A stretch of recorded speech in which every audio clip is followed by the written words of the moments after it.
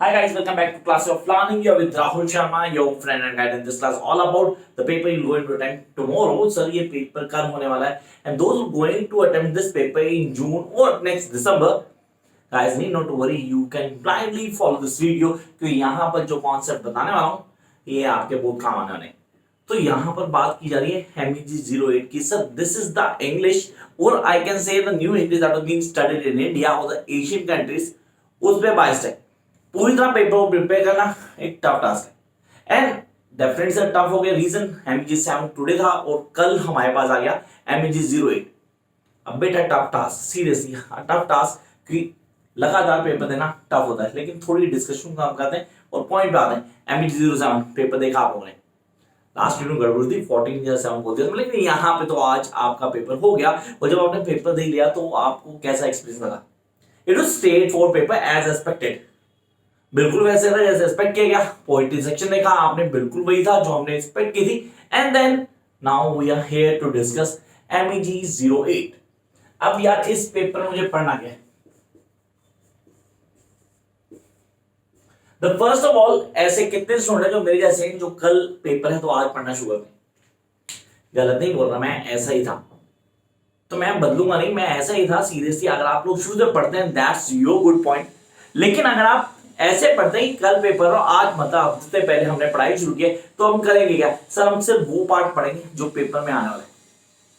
How we going to deal this particular paper within 4 to 5 hours, मतलब 4-5 घंटे preparation करना and then rock.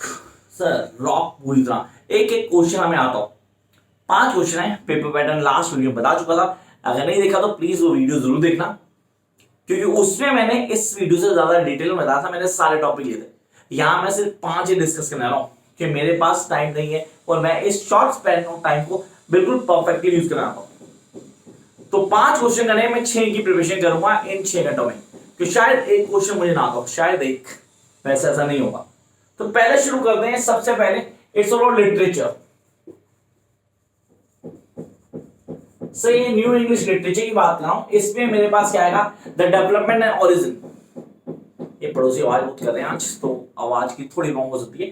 तो यहां आपने बोला सर क्या हो रहा है, how the things are being going on. The first thing जो दिमाग में आ रही है that is origin and literature. दो चीज होगी, origin literature. Sir Caribbean literature का कंट्रीब्यूशन दिमाग में रखना, मैंने मेंशन नहीं किया. ये वो क्वेश्चन है जो आप लोग प्लीज कर लेना, क्योंकि 100 में से 10% चांस है कि फर्स्ट क्वेश्चन को कंपलसरी कर दे.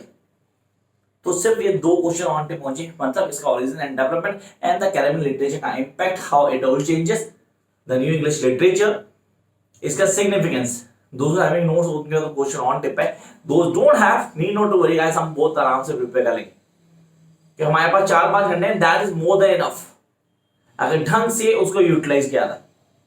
तो फर्स्ट टॉपिक आपने कहा sir we are talking literature, तो यहां ओरिजिनल लिटरेचर की बात की, या मैं बोलूं कैरेबियन लिटरेचर को काम करना है, मैं कैसे करूंगा, किन चीजों को हाईलाइट करना है, ये सारी बातें यहां आ गई. तो ओरिजिनल लिटरेचर आ गया, कैरेबियन लिटरेचर आ गया. Jump to the next part. This is something very important. मैं कहा ग्रेन ऑफ व्हीट. 100% क्वेश्चन आएगा इसमें से, 100%. तो मुझे 100% को ऑन टिप करना है. नंबर 2,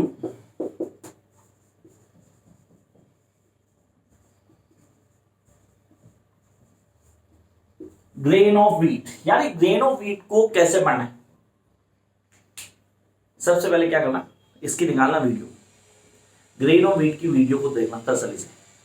देखने के बाद मैं स्टेप बता रहा हूं जो करने आपने इसकी प्लॉट समरी उसको ऑन टिप करना है. वीडियो देखा तो डेफिनेट प्लॉट समरी दिमाग में आ जाएगी, लेकिन कैरेक्टर चार्ट, कैरेक्टर्स को कंफर्म करके सिर्फ इसकी थीम्स को ऑन टिप कर लेना. मैं दोबारा बोलता हूं, it will take max to max 40 minutes of yours to do one particular question. 5 है 40 मिनट एक के बोले भाई, टाइम अपना जमा कर लेना. मेरे को इतनी कैलकुलेशन नहीं आती, आपको डेफिनेटली आती होगी, तो आप अपना हिसाब लगा लेंगे कितना टाइम लगता है. इट्स ऑल इन है, मैंने 4-5 घंटे बताओ वो इनफ टाइम. तो ग्रेन ऑफ व्हीट को करने के लिए आपने क्या करना है, आपने सबसे पहले वीडियो देखनी है. उसके बाद क्या करना है, आपने इसकी प्लॉट समरी ऑन टिप कर लेनी है. Then go character chart. अगर आप बना सकते हैं दैट्स बेस्ट पार्ट, नहीं बनाते कोई दिक्कत नहीं है, गो विद द थीम्स। अब थीम्स कर लिया, उसके बाद एक टॉपिक कर लेना इसका please, use of Christianity and mythology. I repeat, use of Christianity and mythology in the grain of wheat.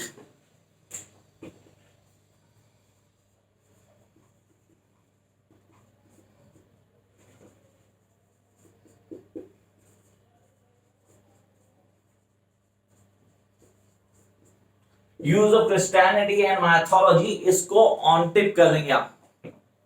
When you go three by this topics, themes हमने टिप कर ली सर, हमने नैरेटिव टेक्निक को deal किया कि हमने plot को पढ़ा तो हमें पता लगा कि नैरेटिव टेक्निक कैसे इंप्लीमेंट की गई है। ये सारी चीजें कितना टाइम लगता है, डेफिनेट वीडियो डालने के बाद भी आपके पास कम से कम 8 से 10 घंटे हैं। ये वीडियो मैं बना रहा हूँ, विद इन 15 मिनट्स में इसको अपलोड कर दूंगा और उसके बाद आप लोगों के ऊपर है how you are going to deal with this.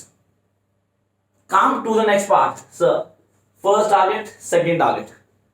मैं टारगेट बोला, रीजन क्या है, क्योंकि ये कंपलसरी करना पड़ेगा, मेरी चॉइस है नहीं है, डजंट मैटर, क्योंकि वहां पर 10% चांस है कि ये कंपलसरी हो सकता है, तो मुझे इसको करना पड़ेगा। कि बाकी 4 ही रह जाएंगे, फिर मेरे को तो 5 करने।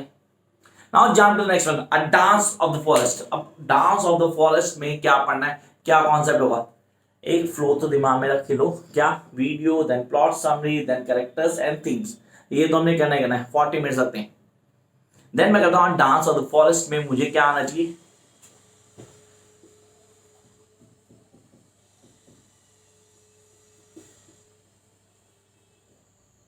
a dance of the forest, the concept of the play within the play, the play within the play, इस कॉन्सेप्ट को दिमाग में रखना, the play within the play, ये काम करने वाला है। मींस मैंने बोला the dance of the forest को डील कर रहा था, मैंने कॉन्सेप्ट को फॉलो किया, as I mean mentioning you यार कि आप लोगों ने करना है पहले video, then go step by step. ये सारी चीजें करने के बाद आपको क्या करना है, सिर्फ एक कॉन्सेप्ट, जैसे उसमें क्रिस्टियनिटी मैथोलॉजी होगा, इसमें play with in a play, इसको दिमाग में रखना है। ये क्लिक कर सकता है एग्जाम में, ऐसा इंट्यूशन है, बाकी नहीं करता, डजंट मैटर, हमने बाकी सारी चीजें कर ली। तो 1, 2 और 3। Come to the next part sir, important है, द आइस कैंडीमैन। सर ये सिद्धवा, अच्छा मैंने वापसी सिद्धवा की बात कर रहा हूँ। And the writer, narrative technique, third person narrative technique, omniscient person, अच्छा बेसिकली उसके बाद चाइल्ड नैरेटिव क्वेश्चन है। मेरी चॉइस मैं आपको बता रहा हूँ, आपने क्या करना है, it's all to you. Next one,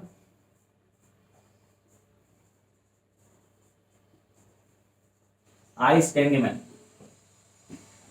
वो तो नहीं भूले ना, क्या, वीडियो देख के प्लॉट, कैरेक्टर्स, थीम्स। लेकिन यहाँ पे 2-3 चीजें लिखता नहीं, बोलता हूं, प्लीज लिखना। पहला, child narrative, I repeat, child narrative, ये इंपॉर्टेंट है। Number 2, it's a partition play, nothing wrong in it and we need to do it, हर हाल में हमें ऑन टिप होना चाहिए। And the characterisation is dominate in this play. Narrative technique में बता चुका हूँ, चाइल्ड नैरेटिव है हमारे पास।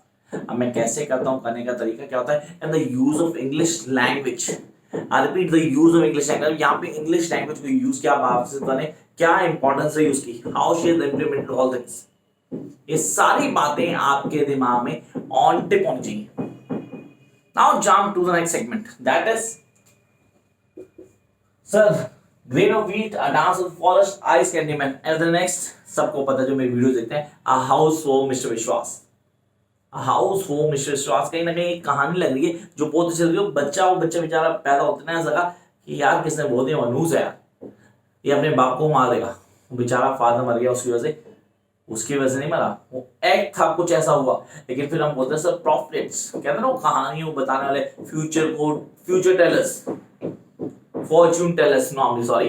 तो यहाँ कई सारी चीजें जो यहाँ जुड़ जाती है, वही need to connect with this. उसके बाद उसका घर नहीं बना बेचारा, तुलसी हाउस बना, हनुमान हाउस, उसका सिग्निफिकेंस क्या चीज थी, and what is life all about, that is a house for mister Biswas. And I really want everybody to deal with this. मतलब लड़का फ्लर्ट कर रहा है बेचारा, पहली बार हुआ, फ्लर्ट भी ढंग से नहीं हुआ, शादी करनी पड़ेगी, फंस गया। मतलब कैरेक्टर डेफिनेटली बहुत इंटरेस्टिंग है, कैरेक्टराइजेशन को इसको डील करना। Come to the next one, a house for mister विश्वास।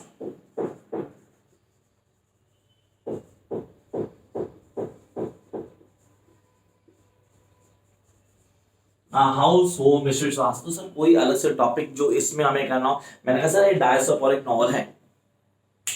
डायस्पोरिक नॉवल होता क्या सर? दिमाग में कई सारी चीजें आ रही। ये डायस्पोरिक नॉवल किसको कहते हैं? मतलब हम माइग्रेटेड हैं, we are some other land, वहां पे हम लोग पे एक स्टोरी लिखी जा रही है and our lives are being change. कैसे चेंज हुआ, किन चीजों को हाईलाइट किया, वो सारी चीजें एक डायस्पोरिक नॉवल में आती है। अब डायस्पोरिक नॉवल क्या है, क्या कॉन्सेप्ट फॉलो करते हैं, ये सारी चीजें जानना जरूरी है। तो आई होप आपने इन दोनों के पॉइंट दिमाग में रख लिए कि क्वेश्चन क्या आने, और 100% ये दो पहली चॉइस है आंख बंद करके। The first the ice candy man, the second the house हो मिस्टर विश्वास, और ये दोनों आपको आने चाहिए किसी भी हाल में। कंफर्म क्वेश्चन होंगे, वही क्वेश्चन मुझे मैंने बताए हैं। When you're preparing for tomorrow paper, so guys start from this. Now come to the next one, the solid mandala. The solid mandala, how I'm going to prepare for this paper. अच्छा यार इस topic को करना कैसे, मतलब मैं story line को कैसे क्लियर करूं, मेरे को नहीं समझ में आ रहा। And I really not getting the video is not there. ठीक है सर, कॉन्सेप्ट भी समझ नहीं आ रहा, प्लॉट को क्या करना है। इजी है, बहुत इजी है। वीडियो डाली मैंने, टेंशन मत लो, फॉलो करो, नोट्स को देखो, एक एक चीज क्लियर की गई, आराम से समझ सकते हैं। एंड डेफिनेटली अगर आपके पास हैं तो, और नहीं भी है तो भी इतना ही टाइम लगेगा। तो come to next one, the solid mandala.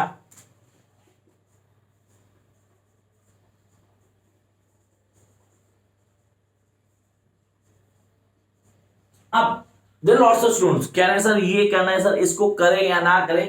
तो मैंने इस टर्म को समझाने की कोशिश की। The solid mandala is all about the motives. हाँ, इसमें मोटिव बहुत ज्यादा मैटर करते हैं। Then themes and the last characterizations. तीन टॉपिक्स दिमाग में होने चाहिए, मोटिव्स, थीम्स एंड कैरेक्टराइजेशंस। अगर ये तीन चीजें क्लियर है आपको, तो आपका सॉलिड मंडाला 100% ऑन टिप होगा। सर कितने होंगे चेक कर लो, मैंने बोले 5, 1 2 3 4 5। ये कंपलसरी करना है, हमें कहा चॉइस नहीं है। जब चॉइस नहीं है तो वही करना पड़ेगा। तो मैंने कहा एक एक्स्ट्रा करना है, डेफिनेटली सिर्फ एक एक्स्ट्रा, ज्यादा नहीं करना, सिर्फ एक एक्स्ट्रा, और वो बहुत ही आसान है। You love to read, love to watch that video. आपको एक एक चीज on tip, the stone angel. Yes, the stone angel, इसमें कुछ ज्यादा पढ़ना भी नहीं है।